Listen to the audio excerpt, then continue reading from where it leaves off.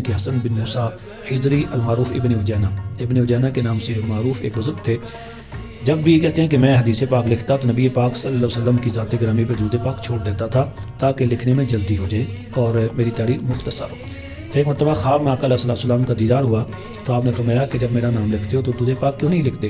جس طرح ابو عمر تبری جو ہیں وہ جب بھی میرا نام لکھتے ہیں تو مجھ پہ درود پڑھتے بھی ہیں اور لکھتے بھی ہیں. تو کہتے ہیں میں بیدار ہوا تو مجھ پہ خوف طاری تھا اور اس کے بعد سے میرا معمول ہے.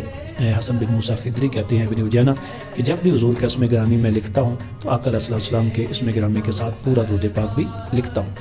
اس طرح ابو علی حسن بن عطار سے روایت ہے کہ مجھے ابو طاہر مخلص نے حدیث کے کچھ اجزاء لکھ کے دیے تو ان میں خاص بات یہ تھی کہ جب بھی حضور کا اسم گرامی آتا تھا تو وہ لکھا ہوتا تھا صلی اللہ علیہ وسلم تسلیماً کثیراً کثیرا. تو میں نے وجہ پوچھی کہ اتنا جامع درود پاک آپ ہر بار لکھتے ہیں تو اس کی وجہ؟ تو انہوں نے بتایا کہ خواب میں مجھے نبی پاک صلی اللہ علیہ وسلم کا دیدار ہوا تو میں حضور کی بارگاہ میں حاضر ہوا تو حضور نے رخ انور پھیر لیا. میں دوسری طرف سے حاضر ہوا، آپ نے پھر پھیر لیا. تو میں نے پھر عرض کی تیسری دفعہ حاضر ہو کے کہ یا رسول اللہ ناراضگی کی وجہ کیا ہے؟ آپ نے فرمایا کہ حدیث لکھتے ہو میرا نام آئے تو درود پاک کیوں نہیں لکھتے؟